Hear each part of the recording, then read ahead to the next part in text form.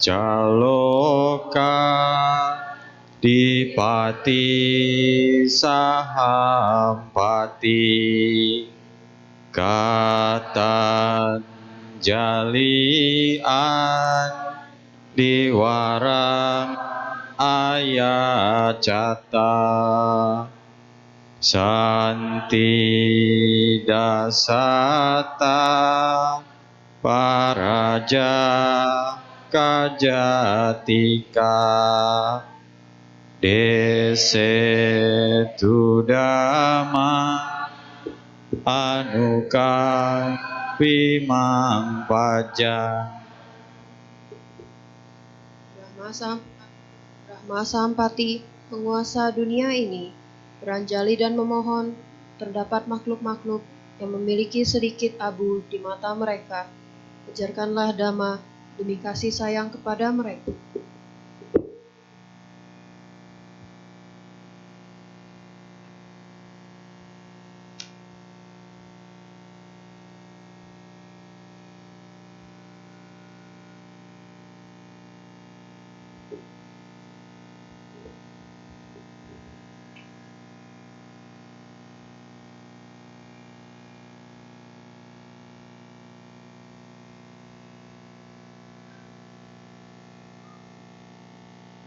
Bapak Ibu, mari kita beranjali mengagungkan nama agung guru kita.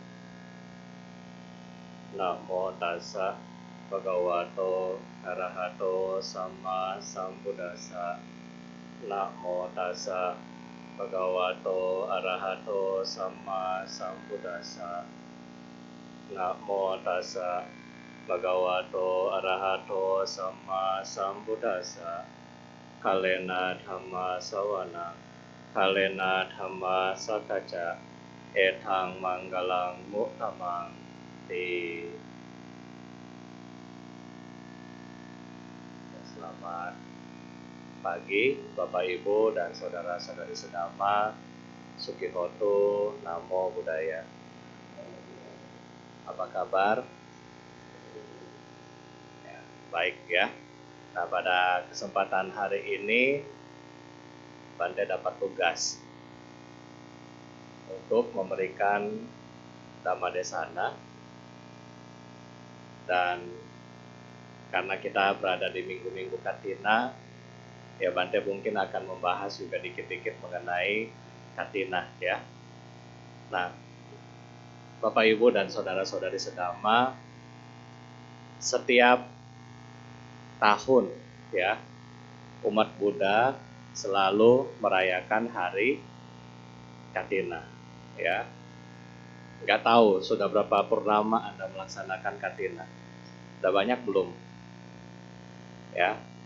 Kira-kira kenapa kalau Katina itu umatnya datang lebih banyak daripada hari biasa?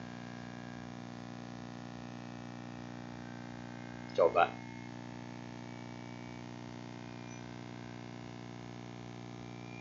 Atau Bapak Ibu nanti Katina nggak hadir ya?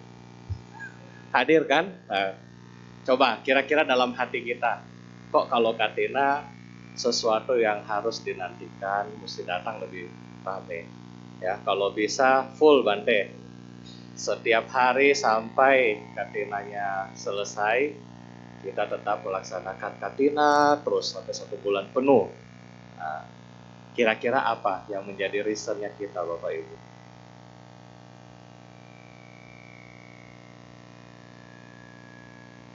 Bante bertanya, nggak meditasi kan? Kok bingung? Oke ya, itu kita simpan dulu deh kalau masih bingung. Nah, di dalam Katina ada satu ayat ya yang selalu dibahas, yaitu ayat apa? Sutta apa? Sutta apa?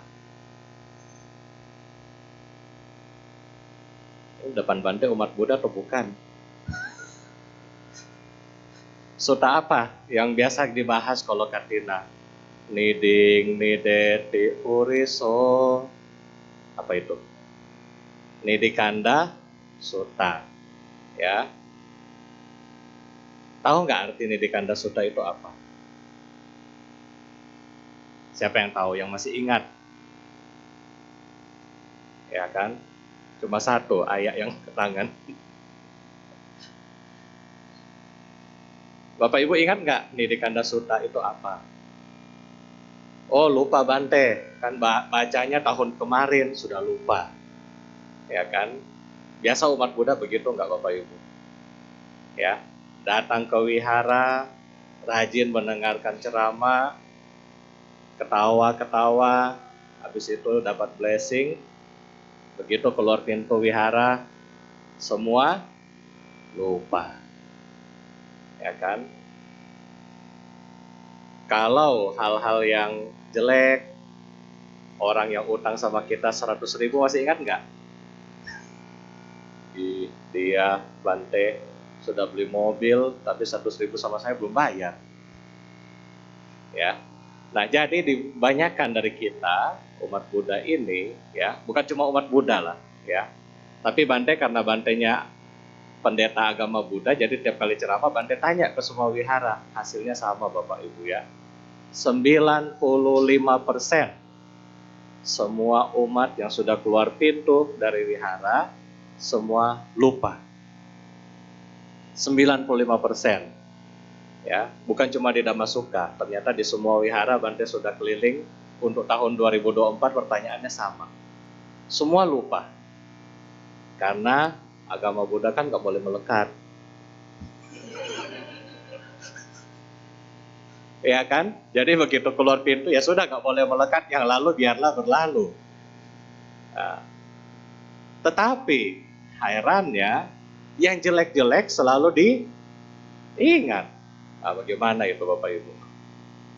Ya, makanya kita makin beragama, makin lama ke wihara, hal-hal yang baiknya berkurang, tidak bertambah. Karena kenapa? Setiap kali kita mendapatkan ilmu yang baru, kita tidak apply, kita tidak praktekkan, sehingga bisa nggak sukses Bapak Ibu? Sekarang Bante ganti, misalnya ceramah seperti ini kita ganti kata seminar. Anda harus datang ke seminar, Anda belajar, terus Anda pulang, Anda nggak praktek. Bisa sukses nggak seperti misalnya si penceramah itu misalnya. Let's say kita bilang Anda mendengarkan seminarnya Pak Tung Desem ya, atau Andri Wongso. Hidup luar biasa, sampai keluar selesai seminar, hidupnya biasa-biasa aja. Bisa nggak kita menjadi sesuatu orang yang lebih bahagia, lebih damai, lebih semangat, bagaimana? Kalau kita tidak praktek, ya. Jadi ini sama dengan di ajaran spiritual, yaitu kita harus praktek. Ya, kita balik kepada topik kita, Nidikanda Sutta. Di mana Sang Buddha bilang kepada kita bahwa kiat-kiat untuk menyimpan harta. Ya kan? Siapa di sini mau harta? Nggak mau. Nah ini umat Buddha ya kan. Coba kalau agama lain, pendeta atau kiainya bilang, Bapak Ibu mau harta? Mau, amin. Atau amin atau apapun lah ya. Coba kalau umat Buddha jadi orang kaya. Ditanya, Bapak Ibu ngerti? Kadang-kadang kami bingung, terus mau ceramah apa jadinya? Ya, Bante tanya ulang, siapa di sini yang mau harta? Kalau nggak mau harta, nanti di depan Bante lihat dari CCTV ya. Yang nggak angkat tangan, di depan kita buka pendaftaran jadi anggota sangga. Iya kan? Nah, Sang Buddha tidak pernah melarang Bapak Ibu untuk menjadi orang yang kaya. Nggak pernah dilarang. Oh, Anathapindika, kamu sudah mendengarkan Dhamma, cepat-cepat jadi Bante. Nggak ada.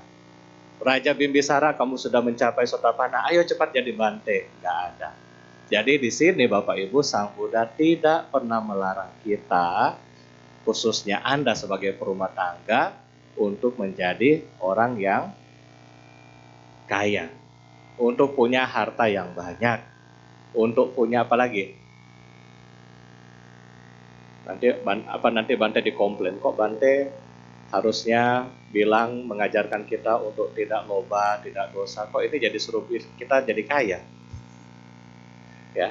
Jadi di sini Sang Buddha tidak pernah melarang Bapak Ibu untuk menjadi orang yang kaya atau orang yang sukses. Tetapi yang perlu kita think adalah kita pikirkan bahwa kekayaan duniawi yang Anda punya itu tidak kekal. Apapun yang kita cari di dunia ini, kadang-kadang kalau Bante kan main Instagram juga Bapak Ibu. Kadang-kadang anak-anak itu bikin status ya, Bante suka lihat story. Mencari segenggam berlian. Oh, mencari segenggam berlian tapi perginya ke kantor, bukan perginya ke tambang, bagaimana ya? Dapat nggak kira-kira? Ya kan? Nah, dari banyak kita suka ya dengan harta, sah-sah aja. Cuma ada yang pesan dari Sang Buddha bahwa harta yang ada di dunia kita ini tidak kekal, bisa berubah, ya, bisa berubah. Tetapi kalau kita hidup tanpa harta, kita juga suffering, menderita, ya, terutama Anda berumah tangga. Oh Bante, saya kan nggak boleh melekat, ya, saya nggak boleh saya harus hidup sesuai karma, ya kan? Baru apalagi kalau umat Buddha nih alasannya banyak. Saya harus apalagi? Saya tidak boleh melekat, saya harus hidup sesuai karma.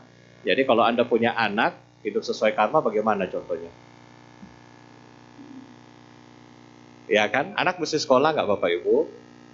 Mesti, ya. Anak harus dapat makanan yang baik nggak? Semua harus yang baik. Makanya tidak apa kalau kita mau memiliki harta duniawi. Tapi balik lagi di awal bahwa Sang Buddha bilang kepada kita bahwa harta duniawi ini tidak kekal, bisa hilang. Ya, kalau di Nidikanda Sutta, Bante pernah ceramah ini di sekolah kemurnian. Kemudian anak SD tanya ke saya, Bante, coba jelasin bagaimana naga-naga mengambil emas itu. Naga itu bagaimana? Bante bingung juga, naga itu bagaimana ya mau jelasin ke anak. Jadi Bante bilang, kamu main ML nggak? Main, kayak gitulah. Ya, nah jadi harta itu bisa hilang. Di dalam ini disebutkan naga-naga bisa diambil ya, maksudnya tidak kelihatan bisa ambil. Kalau zaman sekarang Bante mengingat teori daripada Adam Smith bahwa di dalam dunia ekonomi itu ada invisible hands yang mengatur perekonomian. Ya, pernah dengar kan? Kalau yang jurusan ekonomi, Bante belajar itu kayaknya berapa tahun lalu, masih ingat ya teorinya. Jadi ada invisible hands yang mengatur. Misalnya contoh, Anda bermain saham. Lagi bagus-bagusnya. Tiba-tiba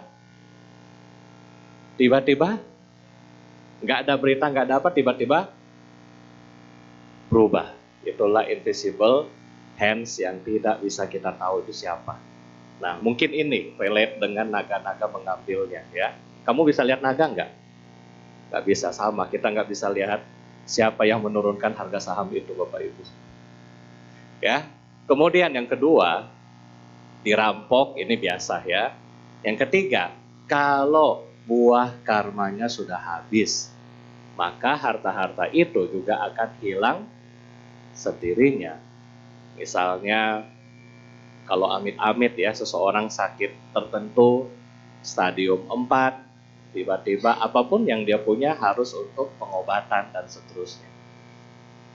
Kadang-kadang harta itu juga hilang.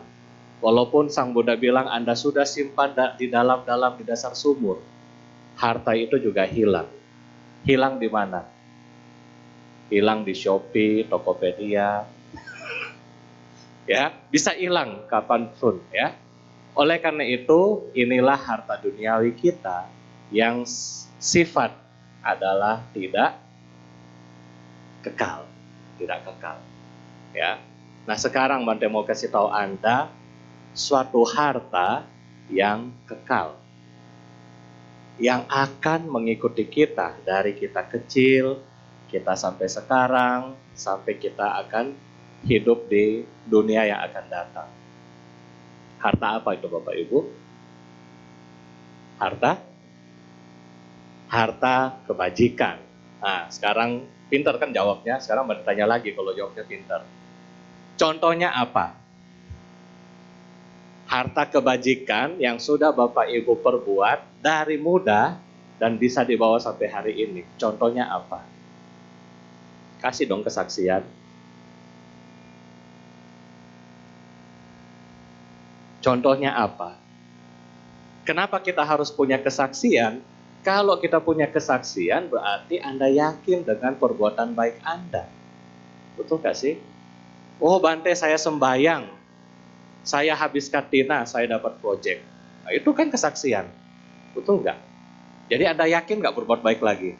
Yakin. Oh, pokoknya tahun depan katina di seluruh Indonesia saya mau ikut. Itu contoh ya. Nah, sekarang Bante mau tanya. Coba Anda berikan contoh kebaikan apa yang sudah mengikuti Anda sampai hari ini. Gak apa-apa, meditasi 5 menit, mikir dulu.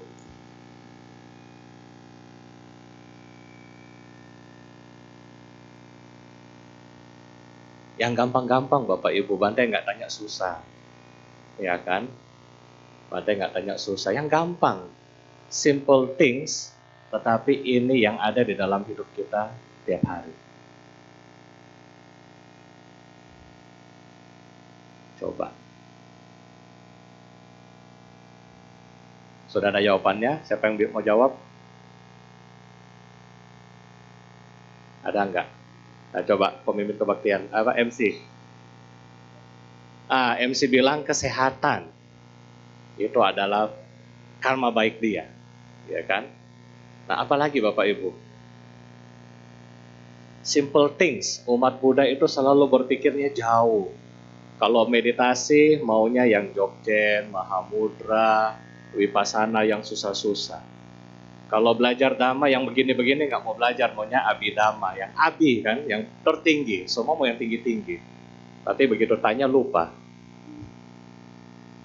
Ya, nah, coba apa yang simple, yang bisa kita relate dengan daily life kita, kehidupan kita sehari-hari. Karena Sang Buddha bilang Dharma itu adalah in our daily life, kan, dalam kehidupan kita sehari-hari. Apa? Coba. Susah ya. Sekarang Bante tanya, Bapak Ibu, siapa di sini yang bisa masak Indomie? Ya, Bante ini enggak suruh Anda masak Indomie buat dana makan siang ya, enggak. Cuma make sure Anda bisa. Bisa? Bisa. Kalau kita bisa masak Indomie di Jakarta, kemudian Anda besok-besok Bante doakan, semoga dengan parami Anda bisa punya kesempatan misalnya tinggal di luar negeri. Ya, luar negeri di Singapura, di Malaysia, dimanapun lah, terserah Anda. Ya, tuh kan gak ada yang sadu kan? Kemudian sampai di negara tujuan, pertanyaan Bante, Anda masih bisa masak nggak si Indominya itu? Siapa yang masih yakin saya masih bisa Bante? Masih yakin bisa? Bisa? Oke, Bante juga dulu anak kos ya Bapak Ibu. Saya ngekos di Binus, jadi kalau masak Indomie akhir bulan begini biasa masak. Jadi masih bisa, masih ingat caranya ya. Nah sekarang, kalau misalnya kita bisa masak Indomie, dulu di Jakarta sama di negara lain, kenapa bisa ikut Indominya? Cara masaknya kenapa bisa? Karena apa? Karena terbiasa, karena pernah dipraktekkan, karena pernah diingat, betul kan? Inilah yang Sang Buddha bilang hartanya Bapak Ibu. Harta itu apa? Harta itu ada karena pernah dilakukan, pernah dipraktekkan ya, pernah diingat dan seterusnya. Makanya inilah harta yang tidak bisa hilang. Ya. Nah, Bante tanya lagi ke Bapak Ibu, kalau Anda pulang dari wihara, jangan lupa praktek lagi, ingat lagi, supaya apa? Mau pulang ini harta ke rumah masing-masing. Ya kan? Kenapa Bante bilang harta? Dhamma ratana.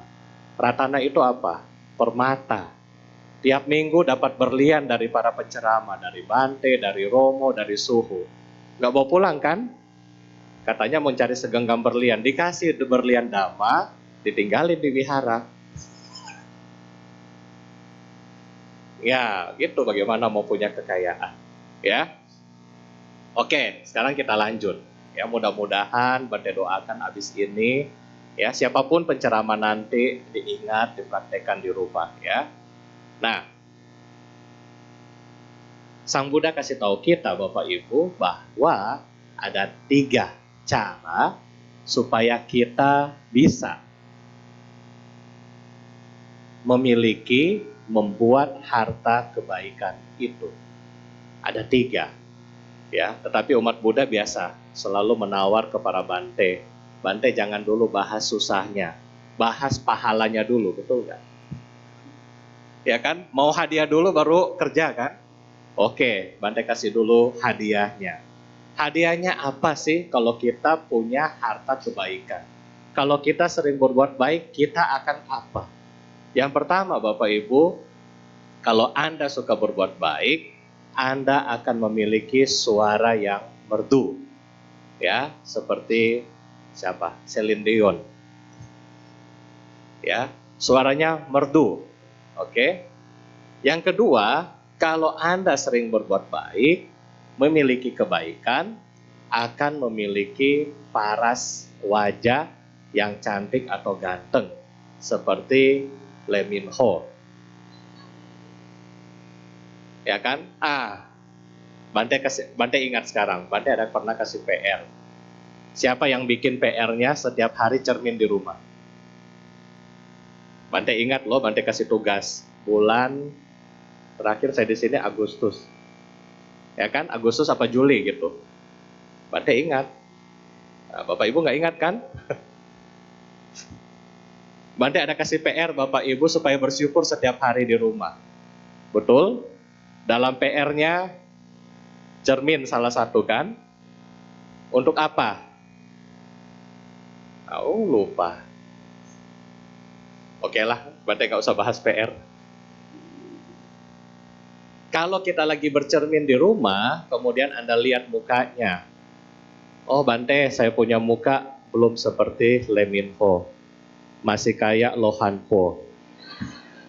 Berarti kurang kebaikan. Ya, ini manfaat yang kedua. Yang ketiga, orang yang suka berbuat baik akan memiliki kepercayaan publik menjadi pemimpin. Ya, misalnya caleg. Caleg berbuat baik nggak buat Bapak Ibu? Ini dhamma loh yang dipraktekkan pada caleg. Makanya dia bisa kepilih. Betul nggak? Sebelum hari H apa yang terjadi? Nih, baju, beras, ya kan? Pasang foto. Nah, berbuat baik nggak dia? Berbuat baik sampai dia dipilih. Manfaat kebaikan. Walaupun sifatnya sementara, ya kan? Berikutnya, seorang yang suka berbuat baik, dia bisa lahir di alam-alam bahagia, menjadi dewa.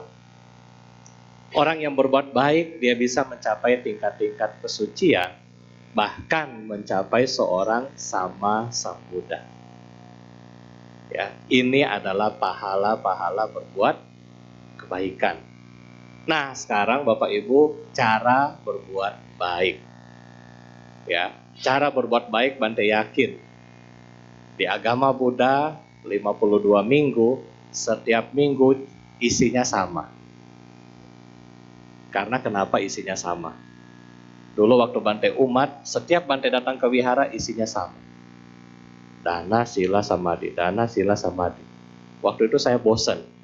Kok Romo, kok Bante bicaranya gitu-gitu aja. Hari ini 12 tahun saya jadi Bante, saya tahu alasannya kenapa. Ternyata karena umatnya sudah diceramahin gak dengar. Jadi minggu depan diingatin lagi, dana sila samadhi. Minggu depan kan lupa lagi, diingatin lagi nanti.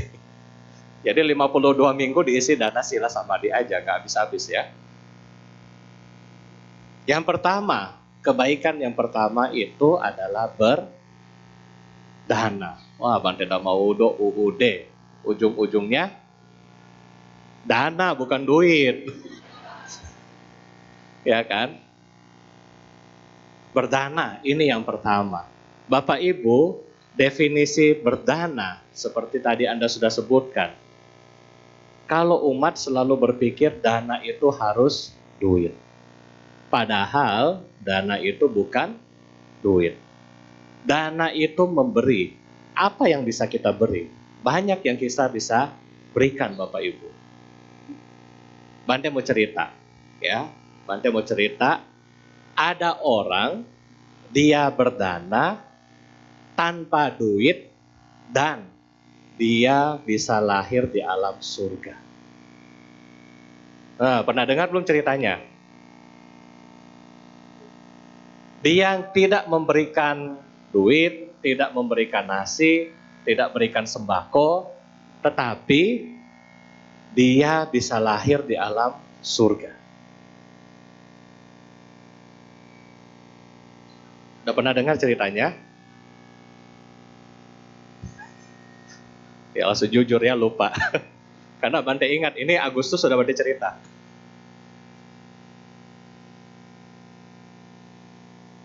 Tidak kasih apapun. Di mana di zaman sekarang, kita sebagai anggota sangga, kadang-kadang kita prihatin. Ada umat sakit, ada umat yang meninggal. Kadang-kadang kita nggak tahu apa-apa. Tiba-tiba Bante tanya, itu kemana? Sudah nggak ada Bante. Hah? Kok nggak kasih tahu? Umat yang lain bilang, oh iya, karena dia kan orang susah. Kalau mau kasih tahu Bante, mau undang Bante kan harus siapin persembahan. Bapak Ibu, kita menjadi anggota sangga mah bukan cari duit. Ya, free. Selama kita ada waktu, selama kita sehat, kita bisa melayani. Ya. Jadi jangan berpikir bahwa aduh, kalau mau cari Bante susah. Enggak. Ya. Kalau nggak pernah ke wihara pasti susah cari Bante. Ya, tapi kalau Anda sering ke wihara, tahu anggota sangha, tinggal telepon Pak Sarwan, pokoknya kita datang. Selama Bantenya available. Bante siapin apa? Nggak usah siapin apapun. Ya, kita nggak ada tanggungan, kita nggak ada anak, kita nggak ada istri, mau buat apa? Ya, hidup kita sudah kita buang masa depan kita sebagai berumah tangga untuk melayani Bapak Ibu, untuk melayani Buddha Dharma. Jadi jangan sekali-sekali berpikir, aduh, kalau mau undang Bante mesti keluar berapa? Ya, nggak perlu.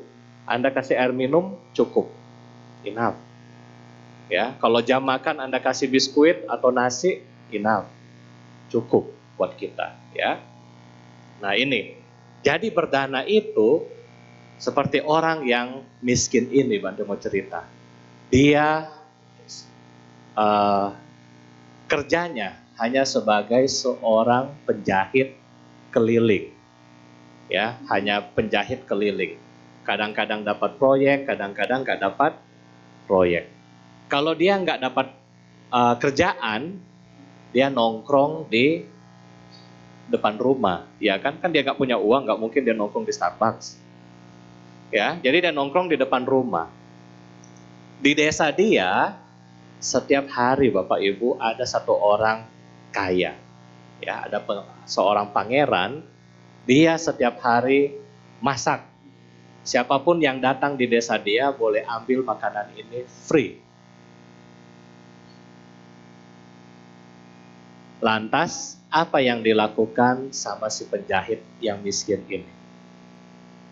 Setiap orang yang datang ke desa dia, yang dia tidak kenal, dia akan bilang, kamu sudah makan belum? Udah belum? Cici, sudah makan belum? Sudah, oke. Kalau belum, orang itu akan bilang, ambil makanan di situ. Ya kan? Orang ini seperti itu, penjahit ini. Sudah makan belum? Oh belum, ambil makanan di situ. Dia selalu menunjukkan di situ ada makanan gratis, pergi ambil. Simple nggak Bapak Ibu berbuat baik itu? Simple nggak berdana itu? Dia hanya berdana apa? Informasi. Tidak berdana apapun. Cuma tanya, sudah makan belum? Belum. Tuh ada makanan di situ. Setiap orang yang datang, dia kasih seperti itu. Hasilnya apa Bapak Ibu? Dia lahir di alam surga dengan tangan terbuat dari emas. Apapun yang dia pikirkan, apapun yang dia mau, dengan tangan emas ini tercapai. Oke? Bante yakin Anda semua punya lebih banyak daripada si penjahit miskin ini. Betul nggak? Anda punya lebih banyak daripada si penjahit miskin ini. Oleh karena itu, di depan Bante ini adalah calon-calon penghuni surga. Tuh, cuma berapa yang sadu kan? Yakin nggak masuk surga? Coba, kan surga Bante sudah cerita dulu-dulu. Bante survei ulang, siapa yang masih yakin ke surga?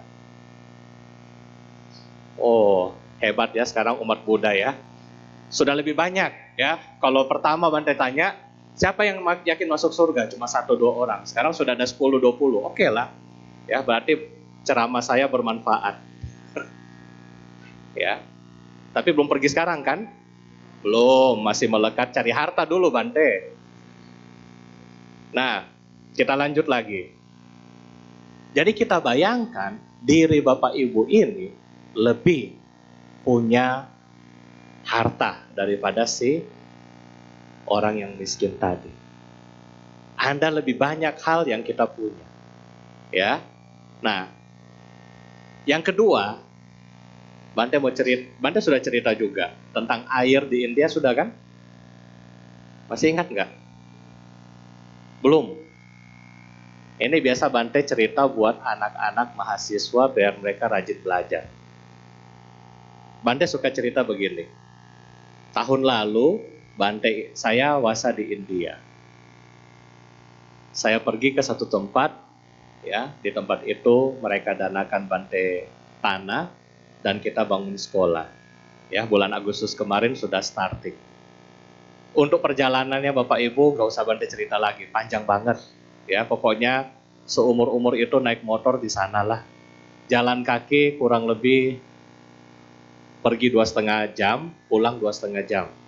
Lewati sungai, naik gunung, masuk hutan, turun gunung ya.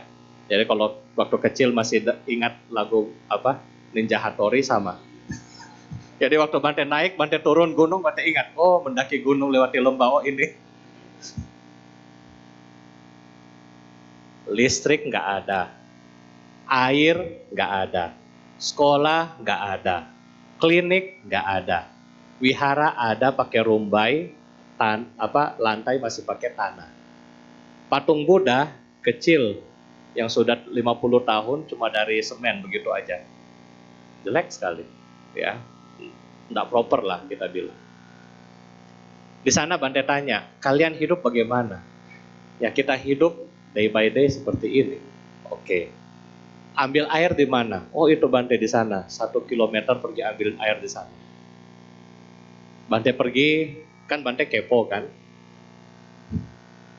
Bukan kepo, Anda aja ditanya-tanya, apalagi mereka. Ya kan? Bante tanya, ambil air di mana? Di situ. Bante pergi lihat tempat airnya. Oh ternyata ambil air, ada mata air, ada sungai di situ. Di situ Bapak Ibu banyak pohon bambu. Banyak pohon bambu. Terus Bante bilang ke mereka, kenapa lu orang gak potong bambu ini bagi 2 kemudian susun sampai ke desa. Supaya airnya dekat. Ya kan? Tahu gak jawaban dia apa? Oh, Anda bayangkan Bapak Ibu mereka tinggal di situ selama 50 tahun. Untung Bante datang tahun itu ya. Coba kalau saya datang 10 tahun lagi, masih ambil air begini setiap hari 1 kilo pulang pergi. Ya, makanya kalau kita punya ilmu, kalau kita pinter, kita bisa gunakan kepintaran kita ini buat berdana, menolong orang lain. Jadi inti dari berdana adalah apa? Ada sesuatu yang kita punya, kita miliki dan bisa kita share kepada orang lain. Ya, Anda punya kan? Punya. Di depan Bante ini sekolahnya tinggi-tinggi, ya kan, lulusan luar negeri, ya macam-macam, punya keahlian, skills dan tersebut semuanya. Kita punya Bapak Ibu untuk kita berikan kepada orang lain. Bante, saya punya bakat di desain. Apa yang harus kita lakukan? Dhammapada banyak, ketik, bikin di Canva, share. Anda sudah melakukan dana dhamma. Susah nggak? Nggak susah. Ya kan, daripada kita scroll TikTok nggak selesai-selesai, kita sudah berdana, ya kan? Coba satu hari bikin komitmen satu, saya mau bikin Dhammapada satu, bikin yang bagus di Canva, share. Itu sudah berdana dhamma. Ya. Nah, berdana yang lain, apalagi? Ya, yang tadi, berdana materi ya. Materi itu terserah Anda mau menilai seperti apa. Dan kemudian, dana yang paling tinggi adalah apa? Dana yang paling tinggi adalah Bapak Ibu memberikan dhamma kepada orang lain. Makanya kalau kita sudah datang ke wihara, kita sudah mendengarkan ceramah, kita share kepada orang lain, kepada anak, ya, pacar, dan semuanya. Apalagi pacar yang beda agama, share. Oh, Bante bilang, mungkin pacarnya bilang, lu agama Buddha gak masuk surga. Langsung jawab, enggak ya, Bante Dhamma Buddha bilang kuda aja bisa masuk surga. Nah, kan share dhamma kan, supaya dia apa? Dia tidak tersesat menjadi manusia, dia terselamatkan. Ya, ini contoh. Kenapa? Kan kita sudah punya dhamma, kita sudah sering mendengarkan dhamma. Tinggal ngomong doang, share ke dia, ya, supaya bisa bermanfaat buat hidupnya mereka. Bapak Ibu masih ingat nggak? Bante tahun 2015, Bante ingat, pernah suruh Anda bikin celengan di rumah. Siapa yang masih ingat? Dan itu jadi PR loh harusnya.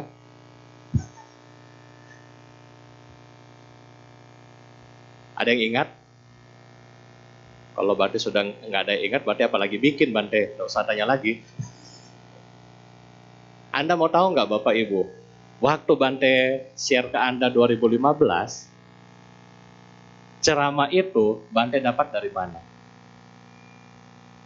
Ceramah tentang celengan itu yang Bante suruh ke Bapak Ibu bikin tiap hari ya, ini terkait berdana.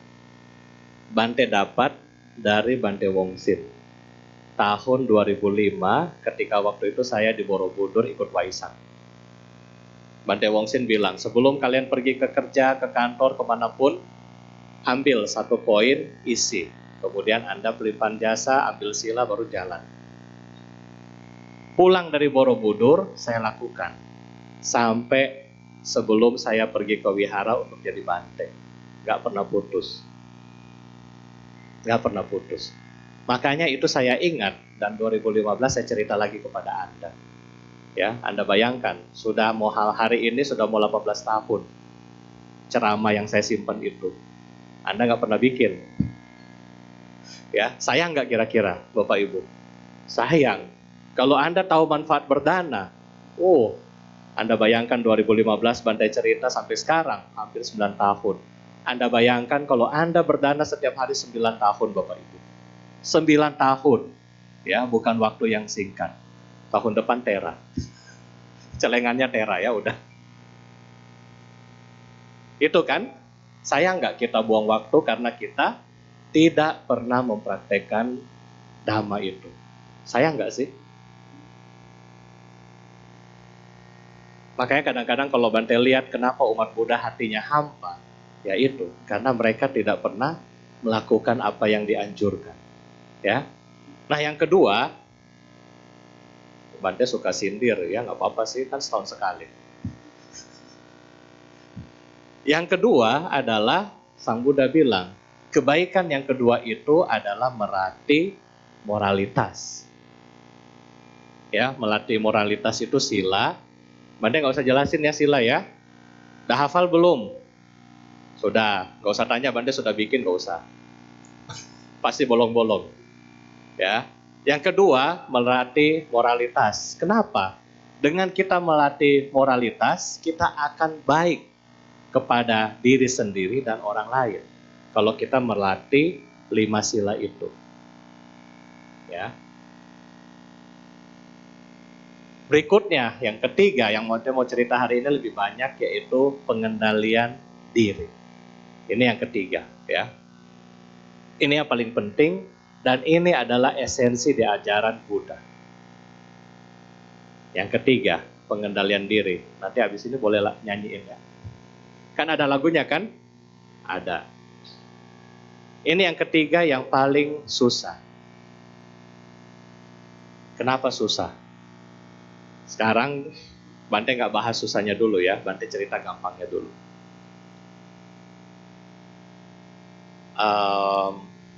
Misalnya, Bapak Ibu, ya misalnya yang kerja atau yang buka toko, Bante sama ratakan, misalnya anggap sebagai semua sama-sama pekerja ya. Kemudian misalnya bulan ini kita punya gaji, taruhlah 10 juta. Ya, misalnya kurang nggak? Oh kurang, makanya nggak ada yang sadu Bante. Ya, misalnya 10 juta gaji kita bulan ini. Kemudian bulan depan November pas terima gaji, bos berbaik hati, ya tambah 5 juta. Jadi berapa? 15 juta. Pertanyaan Bante ke Bapak Ibu, bahagia belum? Bahagia enggak? Siapa yang bilang dirinya bahagia karena naik gaji?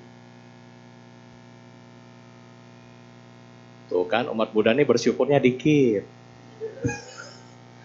Sudah kasih 50% loh Bapak Ibu, dari 10 ke 15, 50% loh naik gajinya. Masa nggak bersyukur? Ini lagi krismon loh kita. Ya, siapa yang bahagia? Nah ini Bante mau survei. Siapa yang bahagia? Oke. Rata-rata bahagia enggak? Oke ya. Kemudian setelah dapat gaji bahagia. Wis, begitu lihat ada notification, oh bahagia. Apa bos salah transfer? Apa enggak? Ini kan. Nah, setelah itu bahagia. Besoknya tanya ke temannya di samping. Leo, nah, kan berarti kenal Leo doang kan. Leo, kemarin bos salah transfer kali ya. Kok gue jadi 15? Terus Leo bilang, oh enggak salah, saya dapat 18.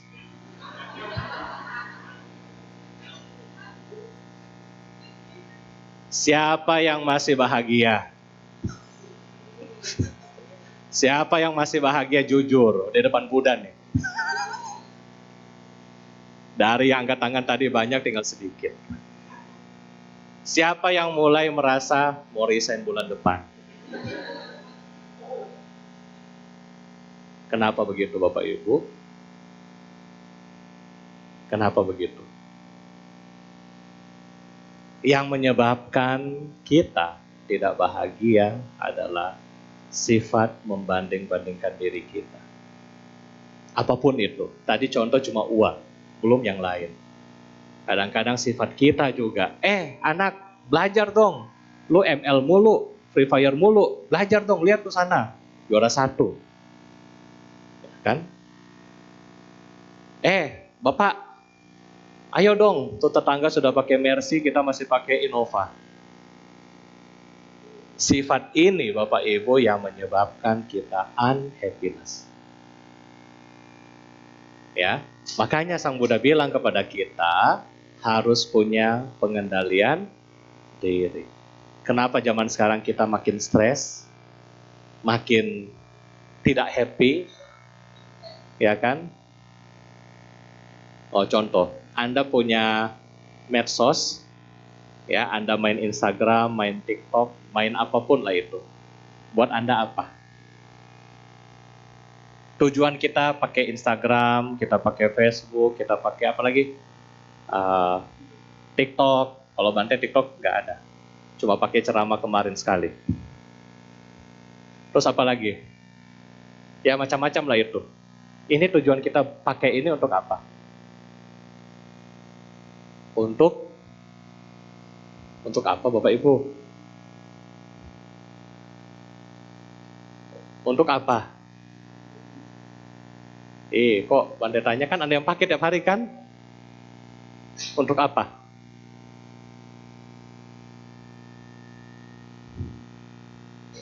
Terserahlah jawabannya apa.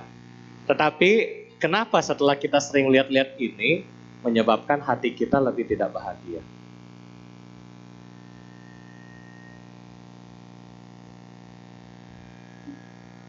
Kok dia sudah ke Singapura, saya baru singgah dapur. Ya kan? Dia pergi ke Sushi Tei, saya ke dapur mama. Sifat inilah yang menyebabkan kita suffer, menderita, ya. Oleh karena itu, sebagai umat Buddha, kita perlu pengendalian diri supaya hal-hal yang menjadi racun, yang tidak pantas, tidak patut kita simpan, kita tidak simpan. Dengan kita punya pengendalian diri, hal-hal yang baik tentunya kita harus simpan, ya. Betul nggak seperti itu? Anda lebih suka simpan uang atau ngutang? Nah, sekarang Bante tanya, balik pertanyaannya ya. Karena kalau Bante bahasa Dhamma nggak ngerti. Sekarang Bante balik, Anda mau simpan uang atau simpan utang? Uang kan? Sama, hal yang baik dong kita simpan, betul nggak sih? Bukan utang yang membuat kita suffering kan? Nah oleh karena itu, di dalam hidup kita Bapak Ibu yang ketiga penting. Pengendalian diri ini supaya apa? Hal-hal yang baik yang ada di dunia ini, fenomena-fenomena yang bagus yang ada di dunia ini yang kita ambil, kita simpan di sini. Supaya Anda tidak sakitnya di sini. Ya, kan kalau ambil yang baik-baik nggak sakit dong. Ya kan, tapi kalau kita ambil sampah, mulutnya orang diambil, teksnya orang diambil, ya kan, cepeceng yang belum bayar disimpan. Lama-lama full memory nggak sih? Iya kan? Lama-lama full memory kita di sini, menderita.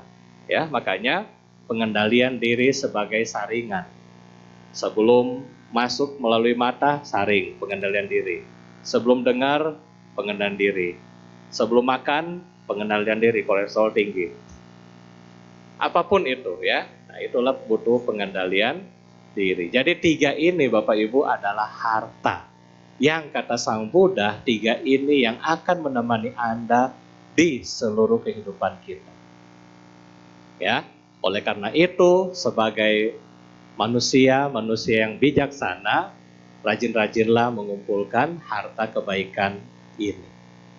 Sebagai penutup buat hari ini, Bante ada kasih analogi, ya, kasih analogi terkait karma, action. Misalnya di dalam ruangan ini, Bante baru pulang dari Belitung. Misalnya Bante kasih bibit durian Belitung, enak kan? Ya, tapi berapa kali pergi nggak berbuah, karma belum tuntun. Ya, Bante kasih ke semua orang yang ada di sini. 1 orang dikasih 2 pohon ya, 2 bibit.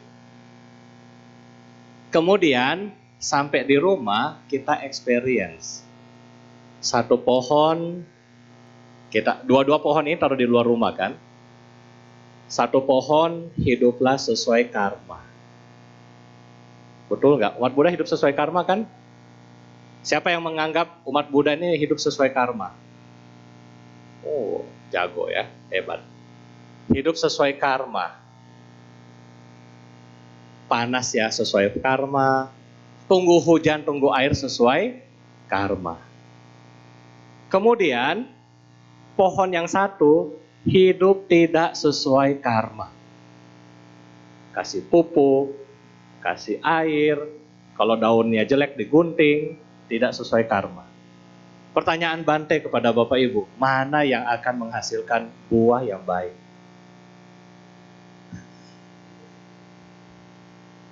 Yang tidak sesuai, siapa yang setuju? Yang tidak sesuai karma ini. Terus Anda agama Buddha atau enggak nih? Kan hidup sesuai karma dong. Kok jadi tidak sesuai karma gimana? Ini sengaja Bante bingungin ya, sengaja. Supaya Anda tahu apa? Supaya kita tahu bahwa di dalam hidup ini, jangan salah belajar konsep karma. Karma yang pertama itu adalah karma nasib. Yang Anda cuma menjalani nasib dari kehidupan yang lampau. Ini salah total di dalam ajaran Buddha. Itu not Buddha teachings. Tetapi Buddha teachings itu apa? Karma itu adalah action, perbuatan. Apa yang Anda lakukan, itu yang akan menghasilkan. Ya, boleh nggak saya makan udang Anda yang kolesterol? Nggak boleh kan? Itu yang terjadi. Maka dari itu, Bapak Ibu, Anda di dalam kehidupan ini sudah banyak sekali berbuat baik. Jangan tunggu karma saya matang, tunggu hujan, tunggu panas doang, jangan. Jangan tunggu Bante nanti Katina lagi baru berbuat baik, habis itu bye-bye Bante 1 tahun lagi. Tetapi jadilah seperti ini. Ya, tiap hari kita berjuang supaya apa? Hasilnya lebih baik. Ya, Anda akan puas sendiri sama-sama 4 tahun. Tetapi yang ini 4 tahun buahnya cuma 5, ini 50. Ya, sama dengan tadi Bante ingatkan lagi ceramah saya tentang celengan. Bayangkan 9 tahun Bapak Ibu. 9 tahun Anda tunggu karma. Ya, nggak muncul 9 tahun nggak bikin PR-nya. Tetapi kalau habis dari sini Anda bikin PR-nya seperti durian yang kedua, Bante yakin hasil ke depan Anda akan baik-baik saja. Ya, Anda akan menjadi orang yang lebih peaceful, lebih damai, kesejahteraan Anda lebih tercapai. Ya, jadi ini yang kita harus kerjakan di dalam kehidupan kita. Kalau kita tidak praktek, kalau tidak kita melakukan hal-hal dari yang kecil, maka hal-hal yang besar itu tidak bisa tercapai. Ya, jangan tunggu langsung mencari berlian, tetapi cari dulu yang kecil-kecil dulu sampai dapat yang besar. Ya, oleh karena itu kita harus semangat di dalam perbuatan baik, karena perbuatan baik ini yang akan menjadi teman kita di seluruh kehidupan kita. Ya, mungkin ini yang bisa Bante sampaikan buat hari ini. Bante kembalikan kepada MC, kalau ada pertanyaan silakan. Terima kasih.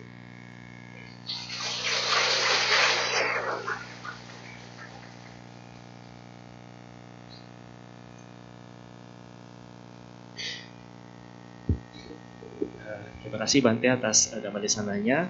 Jadi Bante memberikan kesempatan untuk sesi tanya jawab. Jadi bagi Bapak Ibu yang memiliki pertanyaan baik secara lisan ataupun tertulis bisa disiapkan. Nanti kita akan bernyanyi dulu. Jadi sambil menunggu pertanyaan, jika ada yang ingin bertanya secara tertulis di depan kursi Bapak Ibu, ya kantongnya itu ada kertas dan juga alat tulis, bisa digunakan untuk menulis pertanyaan secara tertulis. Jika ingin bertanya secara langsung, nanti angkat tangan saja setelah kita selesai bernyanyi, akan dipersiapkan untuk ke depan dan bertanya langsung kepada Bante. Oh, jika ingin bertanya secara tertulis tapi tidak ada kertas dan juga alat tulisnya, nanti ketika saya keliling, nanti bisa panggil saya saja, akan saya sediakan kertas dan juga alat tulisnya. Baiklah, sambil menunggu pertanyaan yang masuk, mari kita buka kembali buku tuntunan kebaktian kita nyanyikan sebuah lagu bersama-sama. Kepada petugas dipersilakan.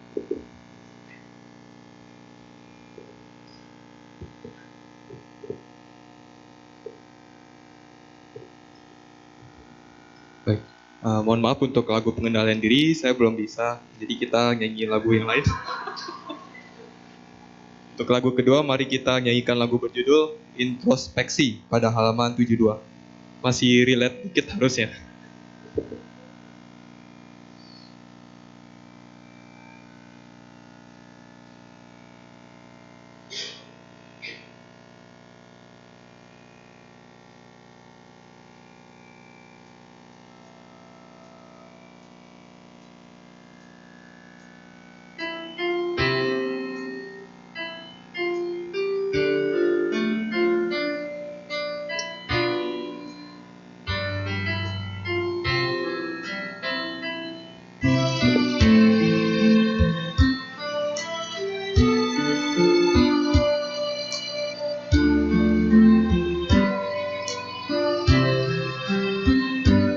Di dalam keheningan malam ku coba merenungi diri, betapa sulitnya terlahir sebagai manusia.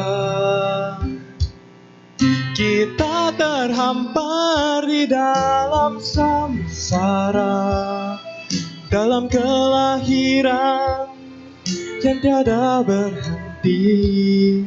Selama karma yang kita punya menepis nilai kebajikan yang ada, kita akan terus arungi hidup, berputar di dalam semesta tiada henti. Arungi hidup selama karma menyelimuti hidup kita.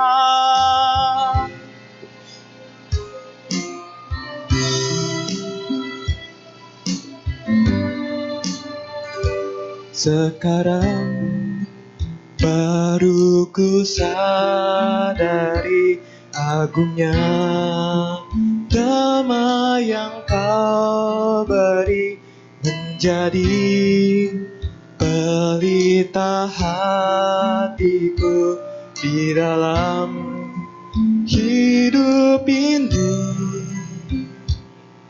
Merdunya damai di dalam sabdamu, bagai embun pagi menyejukkan jiwa. Kau tanam cinta di setiap hati umat manusia yang selalu gelisah. Kita akan terus arungi hidup, berputar di dalam semesta tiada henti, terus berputar selama karma menyelimuti hidup kita. Hidup kita.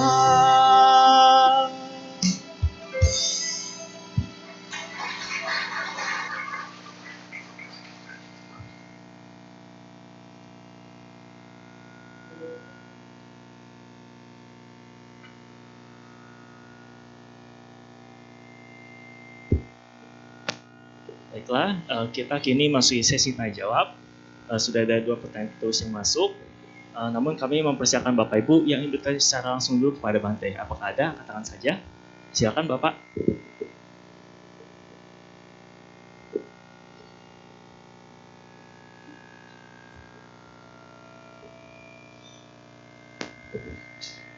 Ya, nama budaya Bante.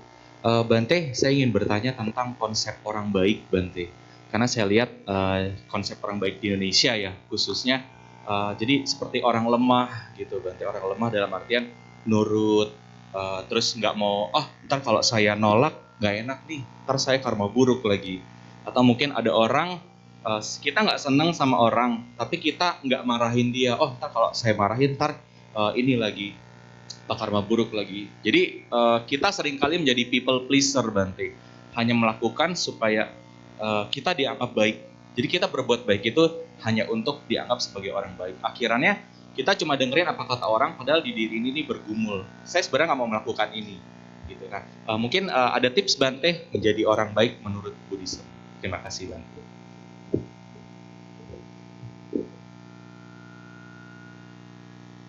Ya, baik. Jadi menjadi orang baik menurut Buddhism. Ya. Sebenarnya kalau Bapak Ibu tahu bahwa sila itu adalah suatu disiplin. Ya. Sang Buddha mengajarkan kami para bhikkhu sangga pati prati ya pati mokha atau moksa. Ya, kalau dalam bahasa Sanskritnya prati moksa. Moksa itu kan pembebasan. Ya, prati itu adalah caranya berusaha untuk membebaskan diri. Ya, jadi di dalam perbuatan baik atau menjadi orang baik, yang pertama yang Bapak Ibu harus pikirkan bahwa hindari keuntungan pribadi supaya Anda dianggap baik.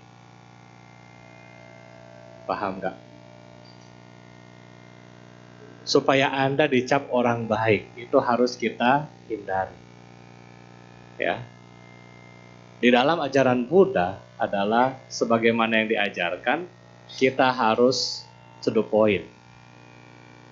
Apa yang benar dan apa yang salah itu harus dikasih tahu. Jangan sungkan, jangan nggak enak, ya.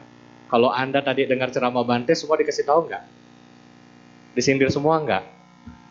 Nggak apa-apa, saya nggak diundang lagi sama Pak Sarwan, mah nggak apa-apa. Tetapi tugas kita sebagai orang anggota sangga adalah meluruskan umat. Kenapa? Dengan cara seperti itu, kita bisa assure, kita bisa menjamin bahwa Anda bisa mencapai pencerahan. Karena Anda masih di track yang sama. Nah ini ya, jadi kita harus membuang titel orang baik itu. Ya. Yang kedua, kalau dalam case Bante pribadi, saya itu termasuk yang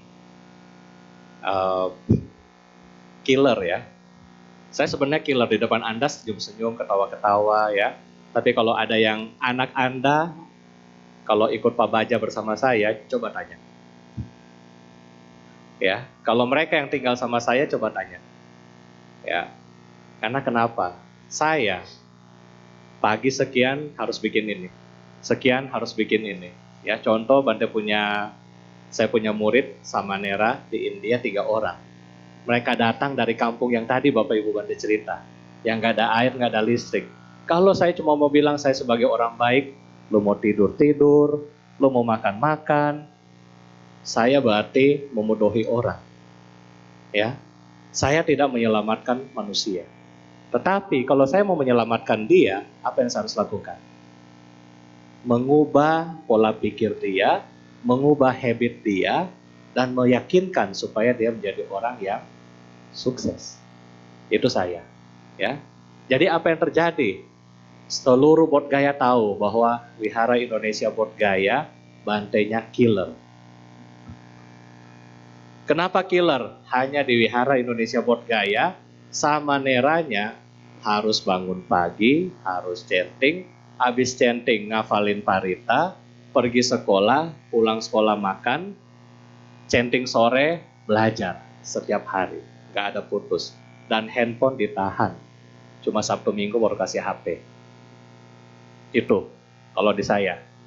Tetapi apa yang terjadi? Seluruh Bodhgaya tahu Samanera di Vihara Indonesia Bodhgaya adalah Samanera dengan nilai terbaik di Bodhgaya. Nggak ada yang lebih tinggi dari itu. Karena kenapa? Killer, bukan orang baik. Tetapi saya harus assure bahwa mereka bisa menjadi orang yang sukses di masa mendatang. Itu yang Bante ajarkan. Gitu Pak ya. Jadi kita jangan jadi orang yang tidak enak hati. Boleh kita menjadi jangan enak hati, tetapi apa yang true, apa yang kita harus sampaikan, kita sampaikan. Ya, di dalam rapat. Saya kalau rapat ya saya kemarin rapat sama Pak Sandi, Yaga Uno dan Pak Erik di orang, saya bilang tentang Borobudur. Dan di situ saya bilang ke para pejabat, saya bilang begini, di mana sumpah kalian supaya menolong manusia di Indonesia, khususnya di Magelang? Saya kasih contoh, ini maaf OOT, tapi ini adalah contoh yang saya sampaikan. Saya bilang, di India, mereka bisa dapat devisa dari Bodh-Gaya 100 triliun. Bayangkan 1% aja untuk masyarakat Bodh-Gaya, kaya nggak kita? Kaya. Coba bayangkan uang yang sama masuk ke Borobudur. Ketika Borobudur dimaksimalkan, kaya nggak ke warga Magelang? Kaya. Ya kan? Itu gampangnya. Saya berani ngomong ini karena apa? Saya ada data, saya ada fakta, dan saya tahu bagaimana kondisi di tempat itu. Nah itu Bapak Ibu ya. Jadi kalau kita punya hal yang baik, hal yang pantas kita kasih tahu, kita kasih tahu. Tetapi cara kasih tahu itu dengan hal yang baik. Ya, hal yang baik. Kalau Bante pribadi, Bante biasa kalau misalnya sudah kasih tahu sekali, 2 kali, 3 kali udah ngomel-ngomel. Kalau 4 kali, diam itu emas. Pokoknya lu mau selamat pagi mau apa sudah diam aja. Sampai mikir sendiri dan sampai bisa ya kita rilis lagi. Ya seperti itu Bapak. Makasih. Terima kasih Bante atas jawabannya. Kita lanjut pertanyaan terus ya Bante. Ini berkaitan dengan PR yang Bante kasih waktu 2015 lalu ya. Nah, pertanyaan begini, nama budaya Bante, apakah boleh dijelaskan ulang konsep atau cara menabung di pagi hari? Limpahan jasanya kita harus baca apa? Terima kasih. Ya baik, jadi Bante kasih ingat lagi PR-nya ya. Mudah-mudahan habis ini dibikin supaya jadi durian yang berbuah ya. Nah jadi Bapak Ibu setiap hari usahakan ambil 1 wadah ya apapun lah itu. Kita bertekad setiap kita sebelum keluar ke rumah kita berdana. Apa yang harus kita danakan? Kita bayangkan bahwa hari ini kita berdana untuk kepentingan Buddha Dhamma Sangha. Ya, setelah itu kita taruh celengan. Kita pelimpahan jasanya mau doa apa Bante? Pakai bahasa pribadi nggak apa-apa. Contoh, semoga jasa-jasa ini melimpah pada sanak keluarga yang masih hidup, yang telah meninggal, dan semua makhluk yang ada di rumah ini, semua makhluk yang ada hubungan karma dengan saya, semoga mereka semua berbahagia. Habis itu ya sudah pergi aja, ya. Pergi ke kantor atau kemanapun, ya. Nah setelah penuh, ya Anda boleh taruh ke semua wihara manapun bebas.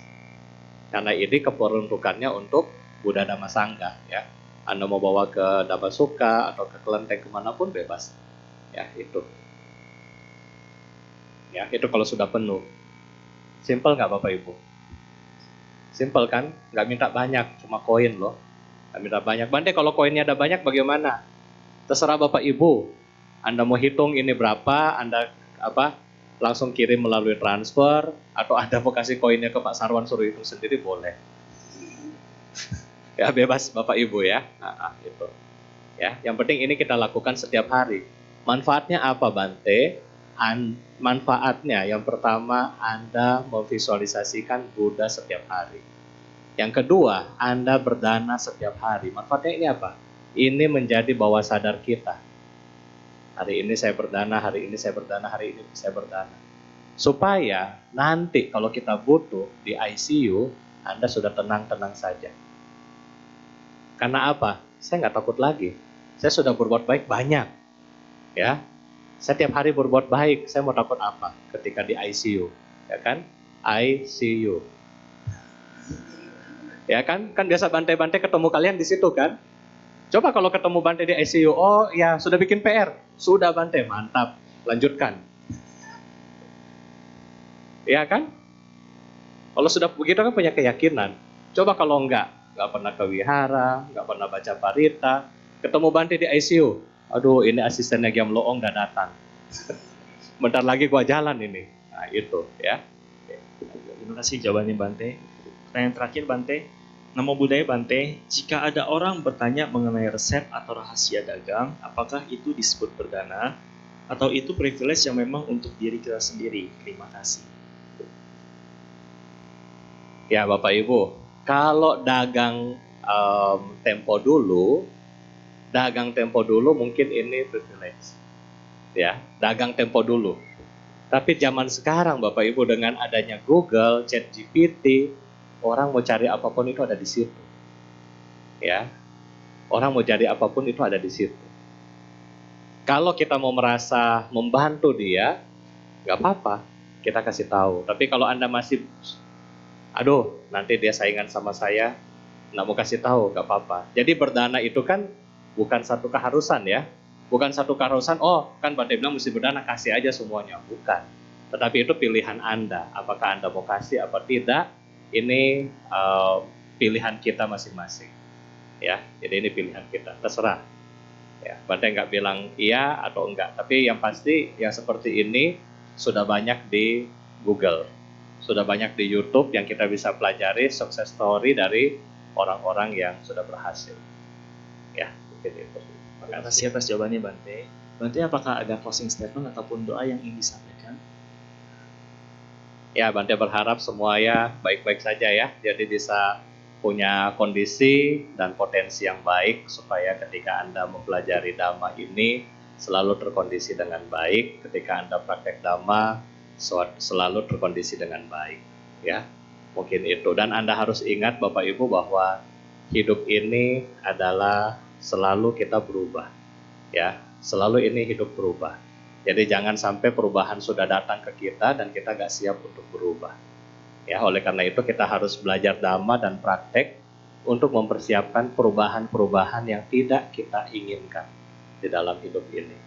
Ya, mungkin itu dari Bante. Semoga dengan kebaikan ini semua makhluk turut berbahagia. Sadu, sadu, sadu. Baiklah, demikianlah Dhamma Desana dan juga sesi tanya jawab bersama Bante Dawu Tera. Bante, kami segenap pengurus dan juga umat Wira Pelita Masuka mengucapkan anumodana. Terima kasih atas Dhamma Desana yang telah disampaikan Bante. Mari kita bangkit berdiri dalam sikap anjari. Bante Dawu Tera akan meninggalkan Dhammasala.